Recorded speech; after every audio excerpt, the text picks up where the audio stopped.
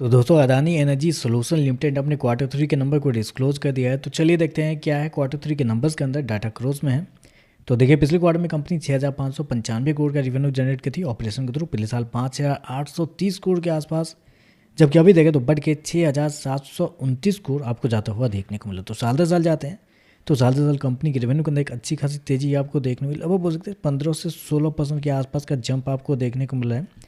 जबकि quarterly base पे आते हैं तो क्वार्टरली बेस पे भी कंपनी के रेवेन्यू के अंदर एक हल्की सी तेजी आपको देखने लगभग 2% के आसपास का जंप आपको देखने को मिला है। तो कंपनी का रेवेन्यू देखें तो आपको बढ़ता हुआ देखने को मिला है साल दर साल, क्वार्टर क्वार्टर दोनों।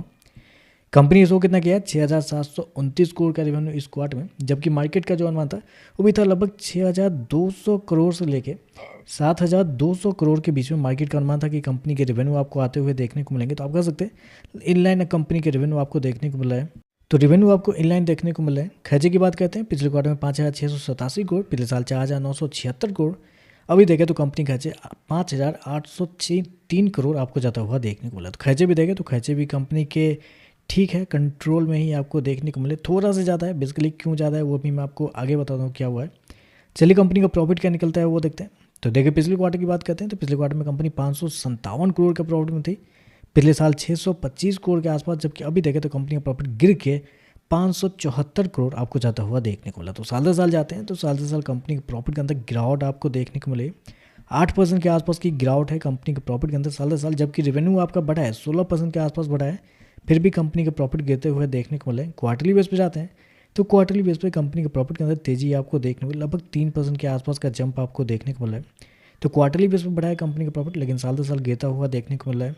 हालांकि कंपनी ने शो कितना किया 575 करोड़ के आसपास का नेट प्रॉफिट कंपनी इस क्वार्टर में शो किया, जबकि मार्केट का अनुमान था लगभग 560 करोड़ के आसपास। तो यहाँ पे भी देखें तो मार्केट का जितना अनुमान था उसके आसपास ही आपको देखने को मिला। तो रेवेन्यू प्रॉफिट दोनों इनलाइन आपको देखने को मिला है।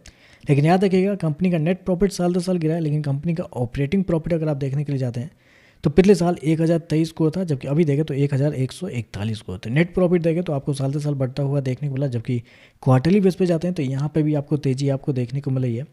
मार्जिन की अगर बात कर लेते हैं तो देखिए पिछले साल कंपनी का जो मार्जिन था वो था आपका 10.72%। पिछले क्वार्टर की बात करते हैं तो पिछले क्वार्टर में 8.44% के आसपास था, जबकि अभी देखें तो कंपनी मार्जिन 8.53 आपको जाता हुआ देखना। तो नेट मार्जिन देखें तो आपका साल दर साल गिरता हुआ देखने वाला, क्वार्टरली बेस पर हल्का सा बढ़ता हुआ देखने को मिला है। चलिए कंपनी के ईपीएस क्या है वो देखते हैं। तो देखिए पिछले क्वार्टर में कंपनी का ईपीएस 4,44 रुपये, पिछले साल देखते हैं 4,85 रुपये, अभी देखें तो 4,60 आपको जाता हुआ देखने को मिला। तो ओवरऑल देखा जाए तो नंबर मतलब एवरेज टाइप के नंबर आप कहेंगे, क्योंकि रेवेन्यू इनलाइन देखने को मिला, प्रॉफिट भी इनलाइन आपको देखने को मिला, लेकिन नेट प्रॉफिट देखते हैं तो गिरता हुआ देखने को मिला। तो एवरेज टाइप के या मिक्स टाइप के नंबर आप कह सकते हैं। बाकी देखते हैं मार्केट इस पर कैसे ये कहता है। वीडियो पसंद आया तो लाइक कीजिएगा, साथ में साथ चैनल को सब्सक्राइब जो कीजिएगा। धन्यवाद।